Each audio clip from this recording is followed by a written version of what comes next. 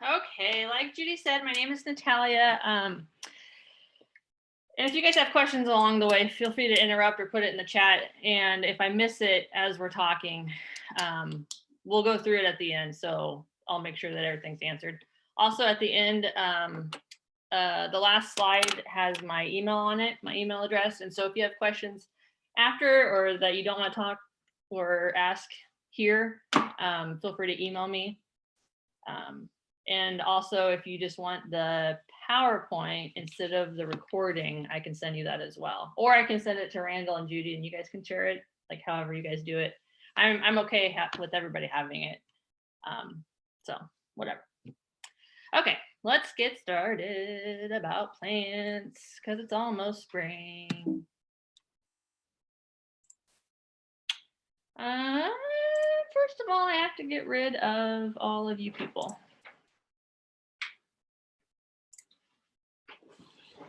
Thanks, babe. Look what just showed up. Is that a Bloody Mary? That's my Bloody Mary. I feel like I'm being healthy if I have one of those.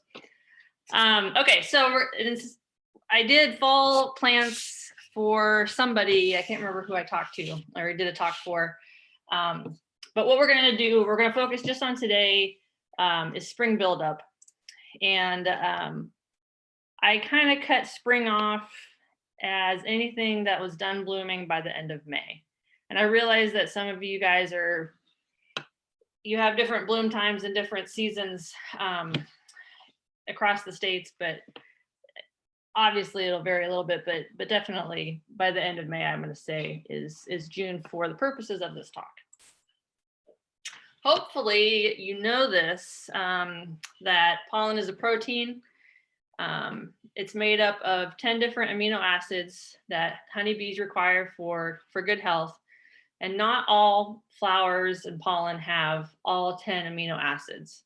So that's why it's super imperative that you have a diverse planting system that your bees are able to feed from to make sure that they get all 10.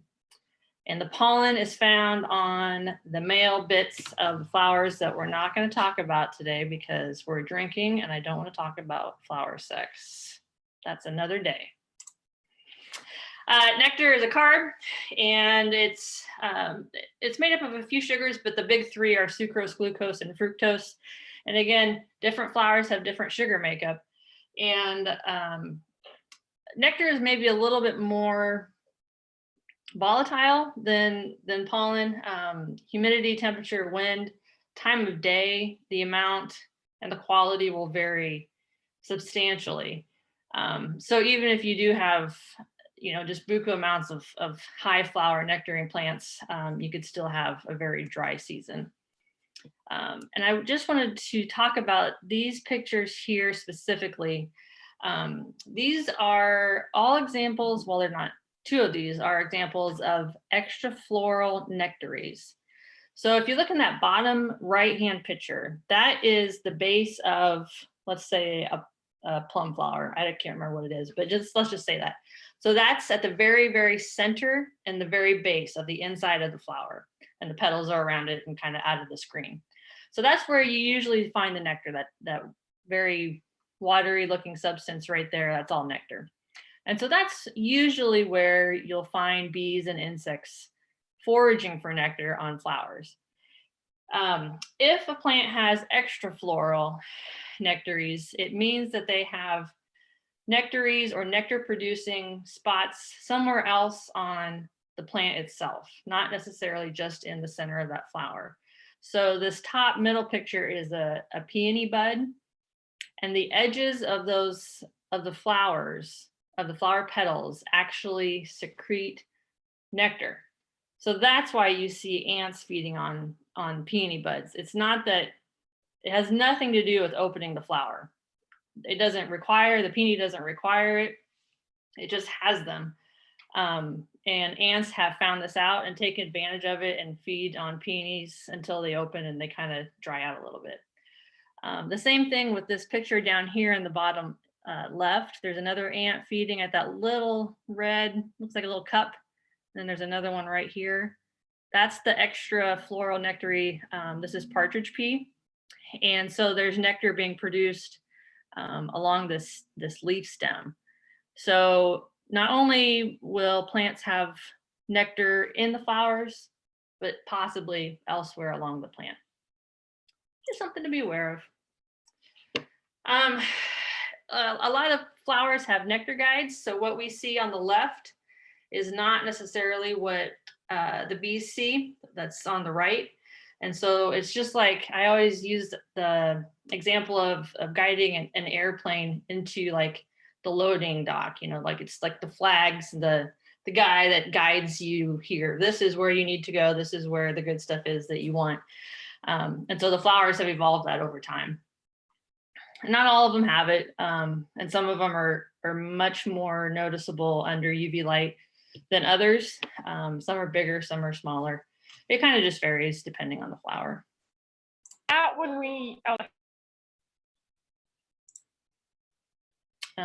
did not hear that, so I'm going to keep going. Oops.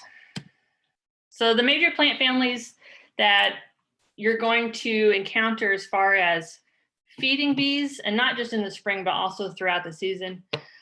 These are kind of the top 5, and pretty much everything that bees are going to be feeding on will be in one of these 5. The rose family, the bean family, the mint family, the mustard family, and the aster family or the sunflower family. And even within those families themselves, there will be different bloom times. And so something that might be blooming in the rose family in April, there might be another rose family member that blooms in late June. So another way to keep in mind or to look to make sure that you have a diverse planting is, ask yourself if you have plants that are in different plant families, and are things blooming at different times? Or do you have everything blooming from June 1st to June 15th and then nothing else, and it's a dearth? Then you'd want to rectify that and start planting things in the spring that bloom in spring and in the fall.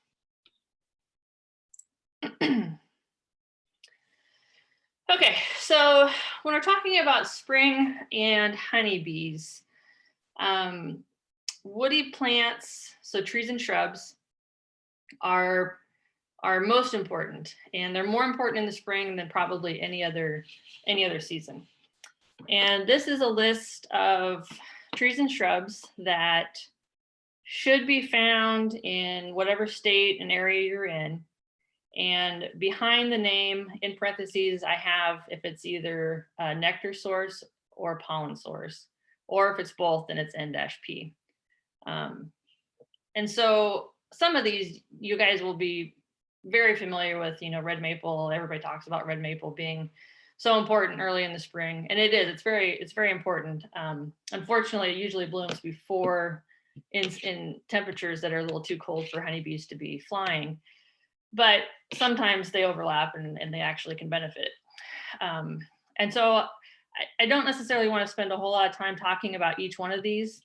And like I said, you're welcome to the slide if you didn't know if quince is a pollen or a nectar source or something like that. But I did want to talk about just a few that are a little less known than maple. And flowering quince is one of them. Flowering quince is a pollen source. It's very, very early. It's one of the earlier shrubs that will bloom.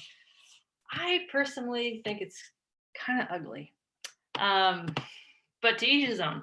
And if you're planting for bees, then who cares? This is probably the biggest one that I've seen in this picture. They're usually more around the 4 to 5 feet tall and spread. And they bloom along these woody stems that have pretty serious thorns, or at least the older varieties do. And the leaves are just starting to come out. So the leaves are very tiny. So the flowers themselves are pretty conspicuous. So, if you like it, if you don't, if you need a hedge, it makes a great hedge, privacy hedge, because of the thorns, especially if you are getting some of the older varieties. The thorns are pretty substantial. It only comes in, I've really only ever seen it in shades of red and pinkish orange. There is a white one, it's harder to find, and there's technically a yellow one as well, but it's it's also a different species. And so I can't quite speak to if it's the same quality of pollen as just regular flowering quince. Are they native or introduced? I believe they're introduced. Almost everything that I'm going to talk about today is introduced. They need full sun and well-drained soil, and they are hardy from zones 5 to 9. So again, I'm not going to really talk about anything that's not hardy here for obvious reasons.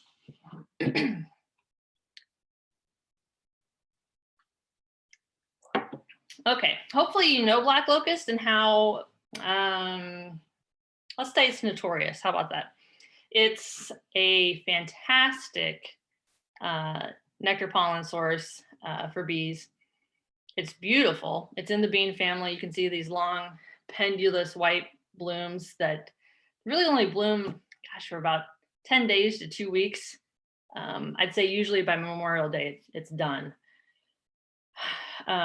Or in the middle of its bloom time. It's just a regular locust tree, 30 to 50 feet tall, roughly. It does colonize, and it has serious spines that are surpass the term of thorns. They are spines. The reason why it's notorious is that it's incredibly aggressive. I don't believe in any of the states where you guys are tuning in from, none of them have it listed as invasive. And I'm not even sure if there's an invasive standing anywhere. It's definitely controlled in some states. It's been naturalized to the entire United States, but it's native to kind of the Appalachian range. But it stands and survives and tolerates all kinds of soils.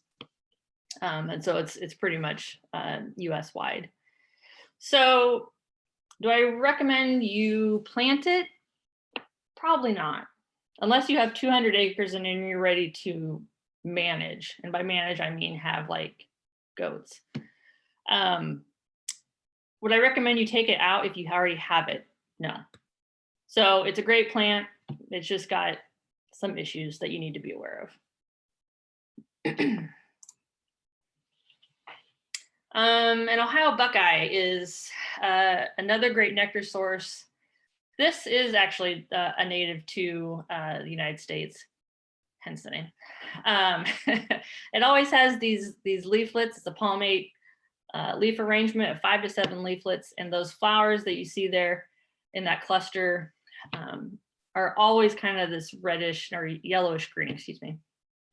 It tolerates a lot of different soils, but it prefers full sun to part shade. Dappled shade would probably be better.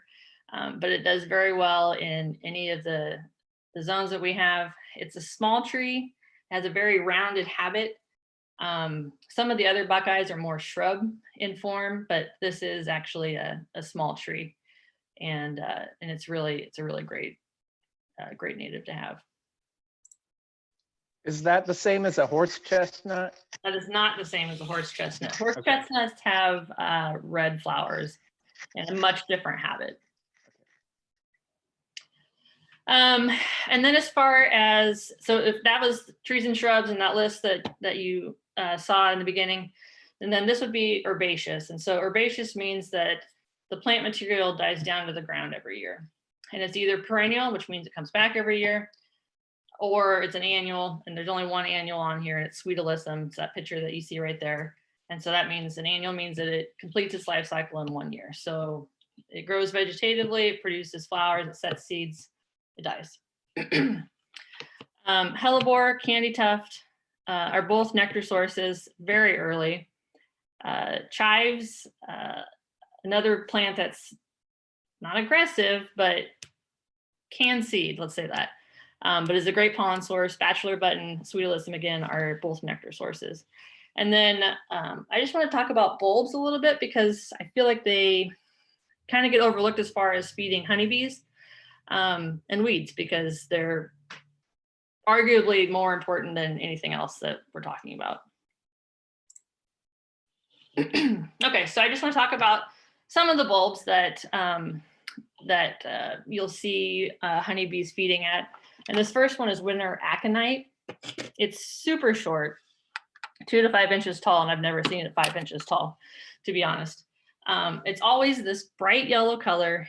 It blooms very early. Snow can still be on the ground.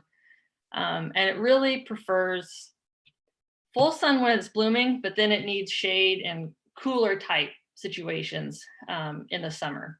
So a woodland type situation when it's blooming before any of the trees have leafed out, and so it has the full sun.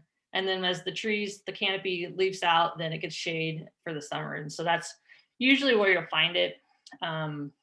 It does tolerate deer, and it can grow under black walnut. So it's nice for that. And it is definitely a high pollen source. Siberian squill is another little bulb. It is shorter, it's a little bit bigger. Early to mid-season bloom, very strappy, kind of leathery foliage. It's almost always purple, but you can find it in white or pink varieties. Again, deer leave it alone, and it has great pollen. And you can see in this picture right here of little Miss Bee collecting blue pollen. Siberian squirrel has blue pollen.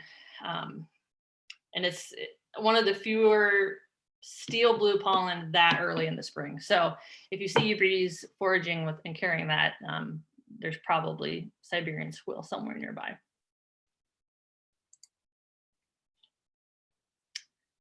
This is galanthus or snowdrops, another one that can bloom through the snow. It's another really great pollen source. It is deer tolerant. It needs part shade. And depending, there's a lot of cultivars, whereas the other two, there's not so many, and you'll kind of just find the one. Galanthus has a lot of cultivars, oddly enough, and they're really all just variants of that picture that you see on the screen of white with a little bit of green marking on some of the petals. And some of them are shorter, some of them are bigger, some of them have more green, some of them don't. But there's nothing really outrageous with any of the varieties. So depending on what cultivar you have, you'll have various size ranges. Since it doesn't bloom, or since it blooms through the snow, is that really a good plant for honeybees? Because it is, because I shouldn't say blooms through the snow.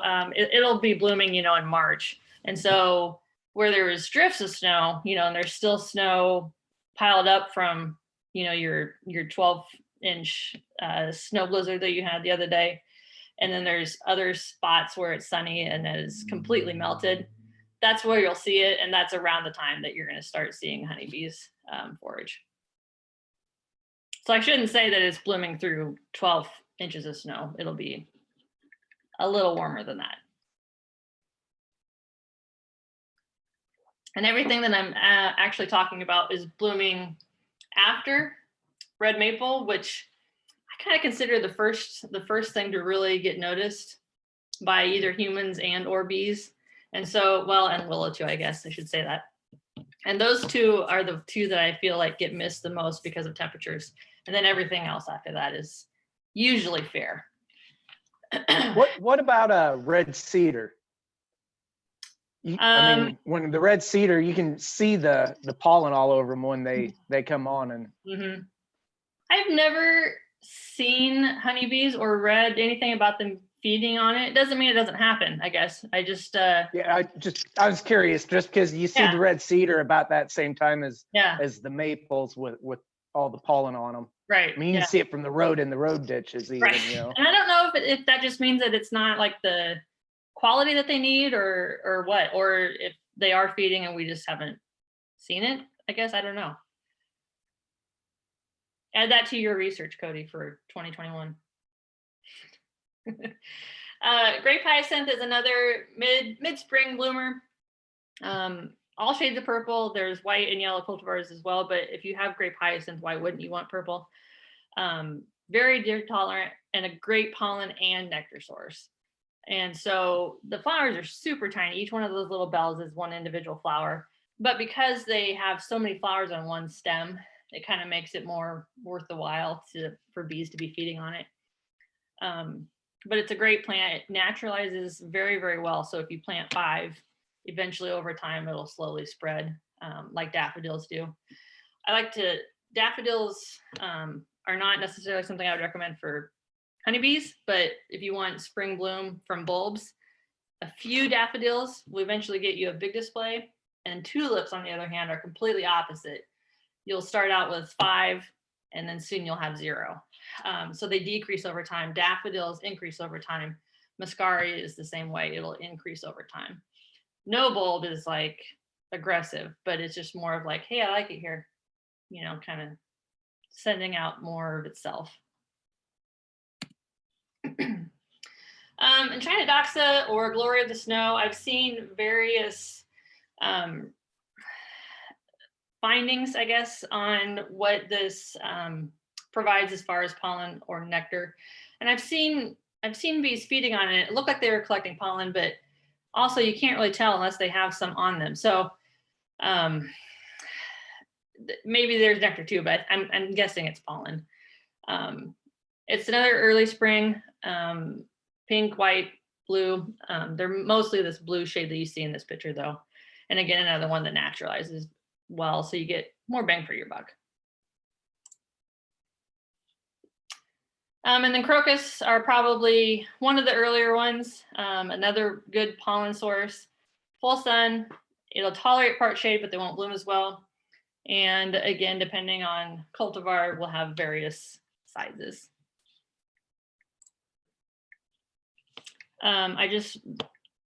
Useless information, want to talk about crocuses. The Crocus sativus on the left is where saffron comes from, right there in the picture. And on the right is Crocus tomasianus, which is a species of crocus that easily found. I think Ruby Giant is one of its cultivars that are supposedly not attracted to squirrels. Other crocus bulbs definitely are, but apparently Crocus tomasianus is not. But don't hold me to that. Okay, so lawns for pollinators kind of leads into the weed section. And there's been a really big push just in the last, well, it's been building, but definitely in the last year to tear out our yards. And I think that's fine. I think we should tear out the yards as they've been sold to us, but I will never not have some sort of turf grass because I have a dog. And so I will always have some sort of turf grass, but I will never have just turf grass in my lawn. And having lawns for pollinators is very easy if you let some weeds in. My rule of thumb for me personally in our yard is, can I walk barefoot on it? And if I can, then I don't care what it is that's growing. But if it's spiky or if it has anything that I can't walk on, sandbirds are a no-no, of course. But clover, as you see in this picture, fantastic for pollinators. It's great for the soil. And it's just a better ecosystem if you're going to have a lawn type situation at your house. Okay, so 3 lookalikes that bloom or start to bloom around the same time. 2 of them are beneficial to bees, and one of them is death. Not death to bees, it's just stupid and should be eradicated from the earth. The far left picture is henbit, and they're all in the mint family, so that's why it makes it especially convenient to try to differ between the 3. So henbit on the left, nectar and a pollen source. It's great. This is what you see blooming that's pink in cornfields before they start disking. The middle is purple dead nettle, and that's nectar only. And you can tell this one apart really from the other 2 because it kind of doesn't grow up, but it kind of has like some little stems that kind of rise up. And the tops of those always have kind of reddish purple foliage that you can see in this picture.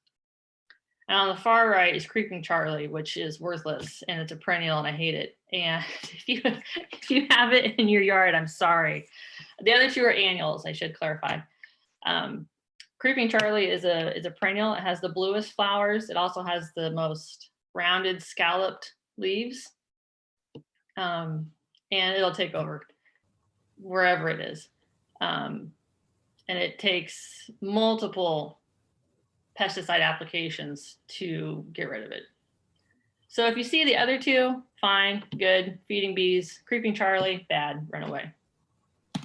So I'm go ahead, Mark. What was that?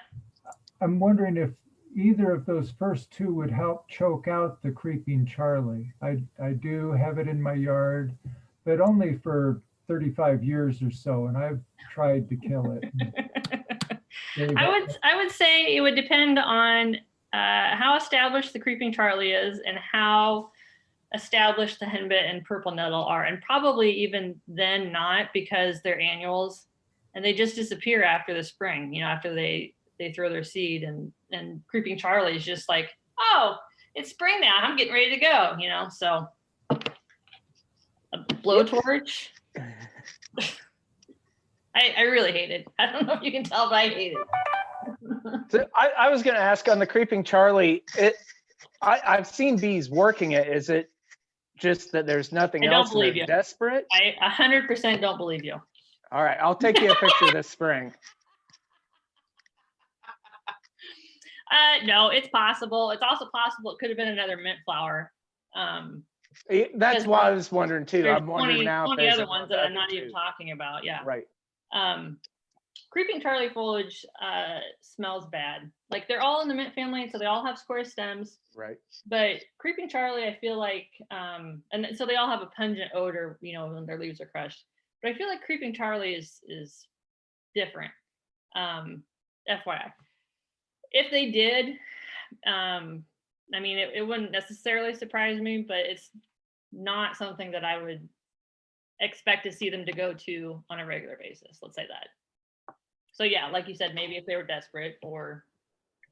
And I was thinking I'd read something somewhere that like only like 12% of Creeping Charlie blossoms have nectar or pollen. Okay. That it's like they're tricking the insects, that they put out just enough. Yeah. Like one out of all of those flowers has nectar in it, you mean? Right, yeah. Yeah. Oh, another reason to not like it.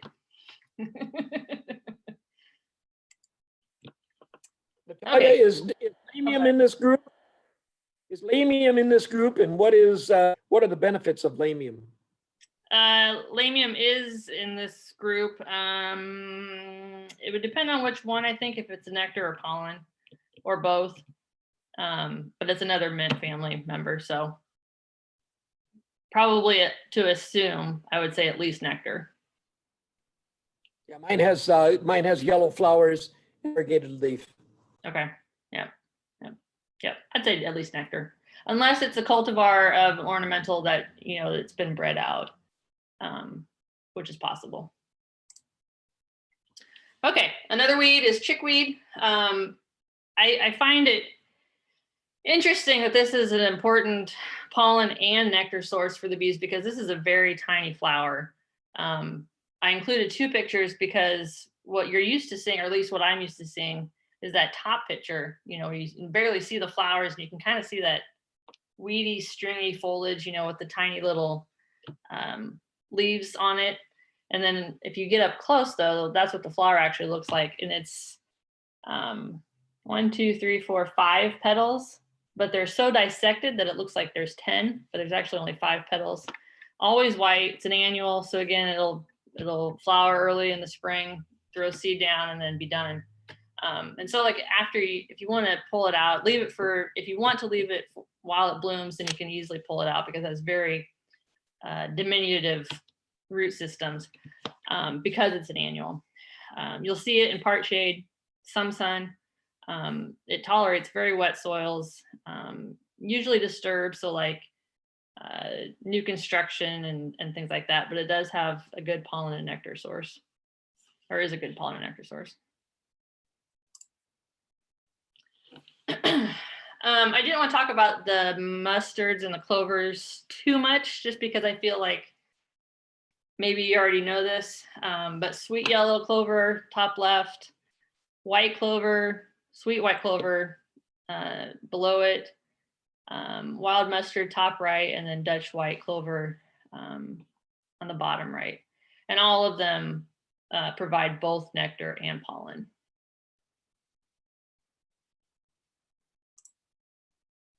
And that is spring. Isn't wild mustard an invasive plant? Wild mustard is not invasive. It can be aggressive. And I would say garlic mustard is worse. There's something that looks like it that I think. There are.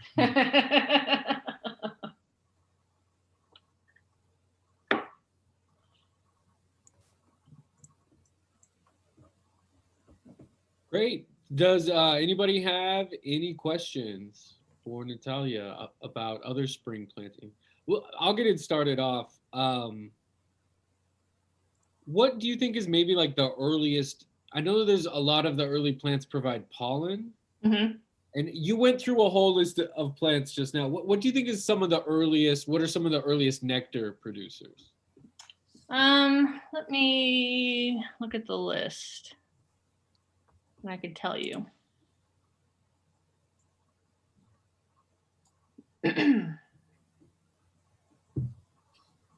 Actually, it would be redbud. If you're not going to count the maple and willow, just because they may get missed, redbud is usually pretty safe, time-wise. Great.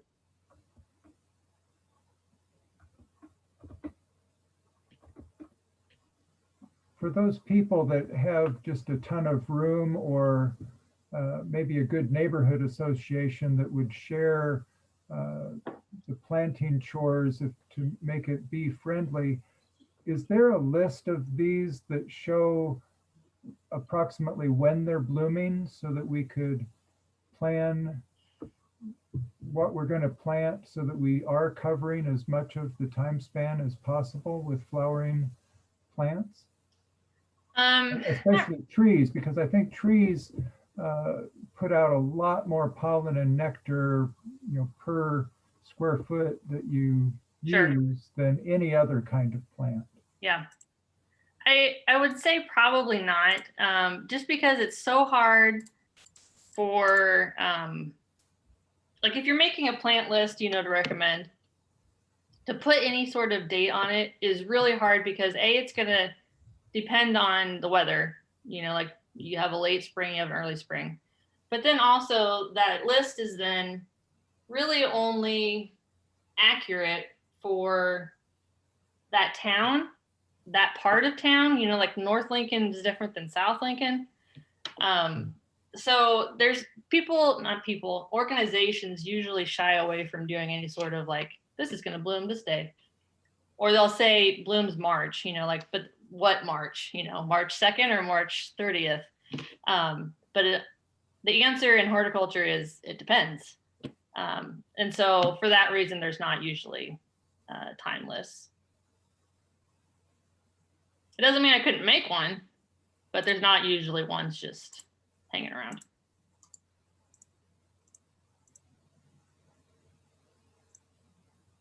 Would it be pretty consistent? This is the order they bloom in, not necessarily saying a date, but yeah. The apple will always be before the cherry, and the cherry will always be before the quince. And I tried to do that for the most part. Oak and elm should probably move up a little bit, but everything else is pretty accurate.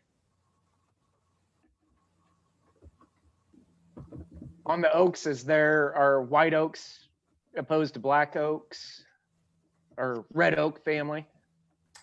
As far as which one is more preferred? Well, the white oak family versus the red oak family. I mean, black oaks is in the red oak family. I don't know if I've seen any sort of preference, I guess. It doesn't mean there isn't, but I haven't seen it.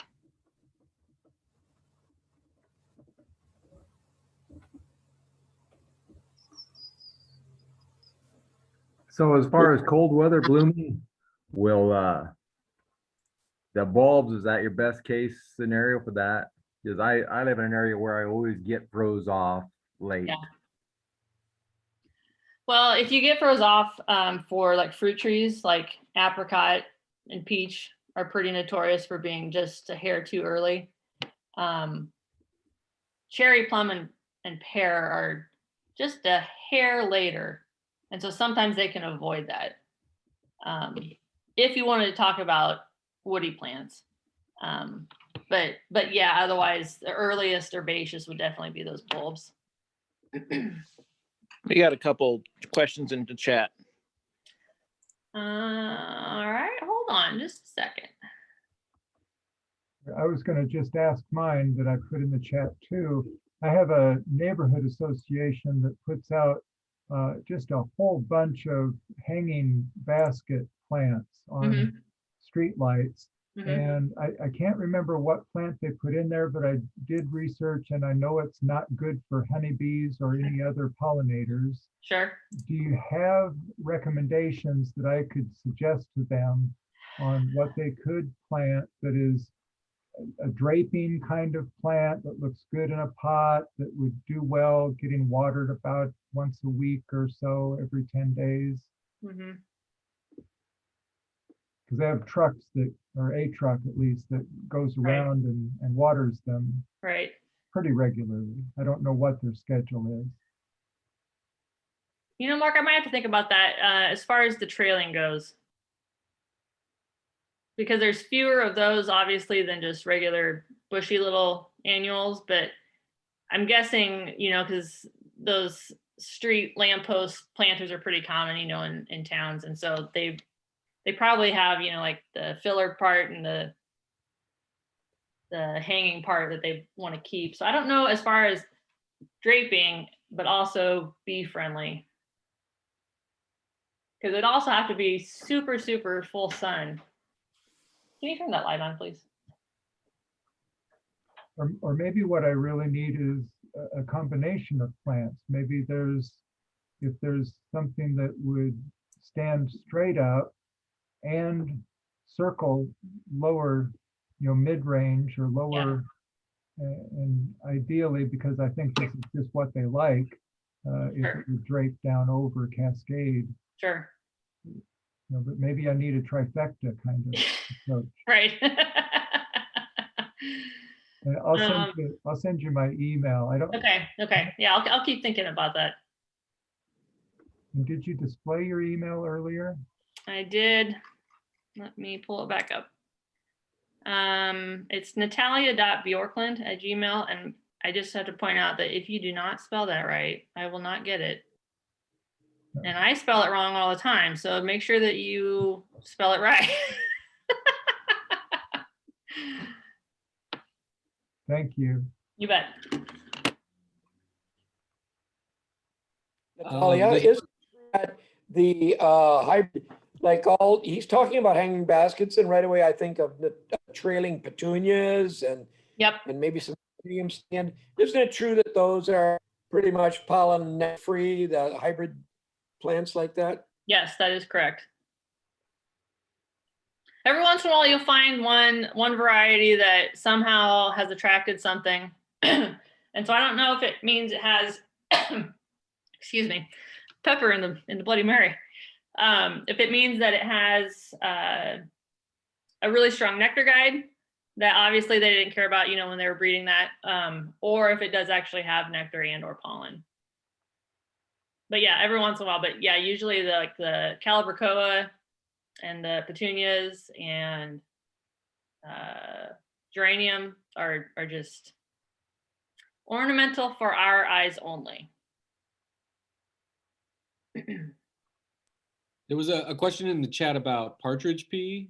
Did you have a photo? They want to know if there's a photo. It is a yellow flower. Usually. It is. I showed this picture of the nectaries, the extra floral nectaries. You guys still see that? Yeah, the flower. Let me hold on. Let me just Google it.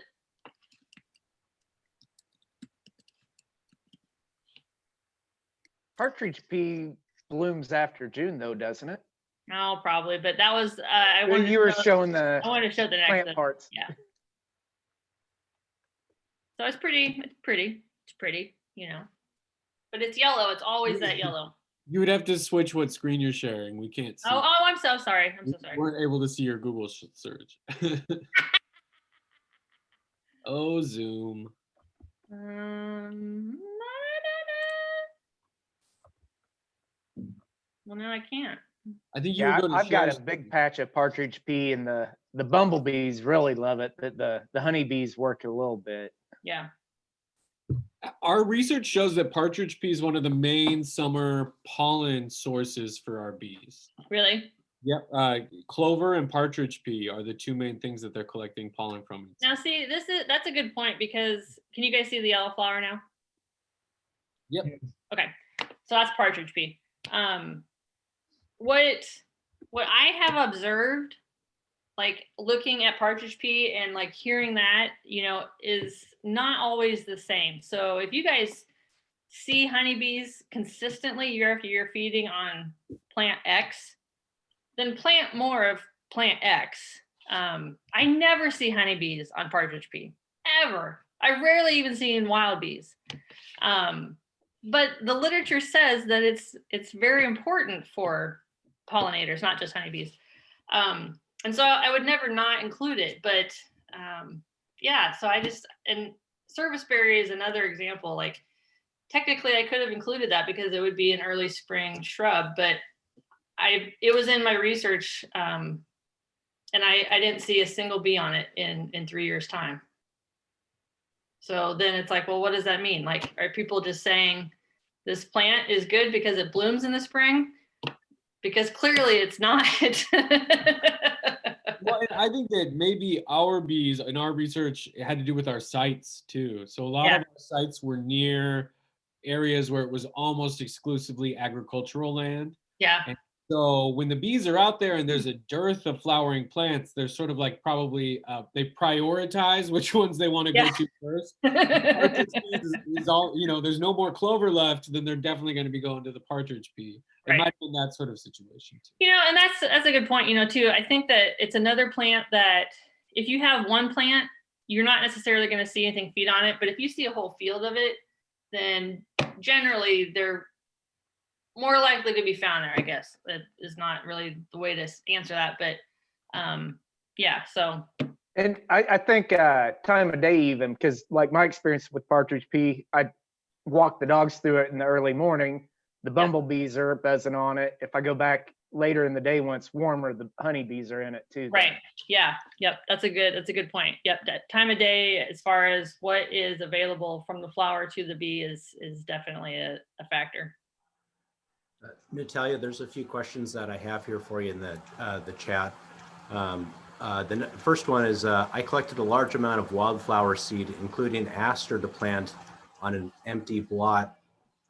What can I do to improve spring germination of these seeds that I planted last fall? Did you plant them outside last fall? Kent, if you'd like to unmute yourself. Yes, I did. Okay. Right before we got the frost. Okay. So then you're not going to have to do anything. And at this point, it's too late to do anything anyhow. But if you planted them outside, that's what they need. A lot of people will get wildflower seeds and plant them in the spring, not realizing that they need a cold, wet period to break dormancy. And so if you had just collected them but not actually planted them yet, then I would say you need to put them in the fridge in like a moist towel or something. But if they're outside, then they're going to get that cold, moist period anyhow, and so germination shouldn't be an issue. Okay. Natalia, the next question is, what about lamium? Oh yeah, that was the question that we talked about, that it is a mint. And I'm assuming that it's a nectar source. I don't know about the pollen. Thanks. The next question is, what time of year do the oak trees provide pollen and peach? It's spring, and it's depending on the variety of oak. Some of them are earlier than others, but usually I would say March to probably first part of May, early May. But there's so many oaks that it's hard to say, like, they're all going to bloom on April 15th. Okay, next question is from Clay. It says, if it is true that it takes about 8 pounds of honey to make a pound of wax, and it takes about 2 million flowers to make a pound of honey, then it takes about 16 million flowers to make a pound of wax. Is it realistic to believe a homeowner can plant enough flowers to really help the bees? It is realistic to think that we can help. It is unrealistic to think that you are going to plant anything and the bees are never going to leave your property because they're going to be completely fed. That is completely unrealistic. Even if you have like the most fantastic, diverse flower fields, unless you have your hives in the center of 3,000 acres of diverse, fantastic fields, they're going to go off site. So anything that you do plant will help, but it's not realistic to think that they're going to stay on your property. Okay, next question is from Rick. Is that pollen you see come off broom grass? Do bees like that? It is pollen, and I don't, as a general rule, and there are exceptions, grass pollen, including corn, is not generally attractive to any bee. They will collect it if they have to, but very rarely. Okay, next question. In the spring, my bees are on yellow flowers on dogwood-like bushes. Any idea of what this might be? On yellow flowers, on dogwood-like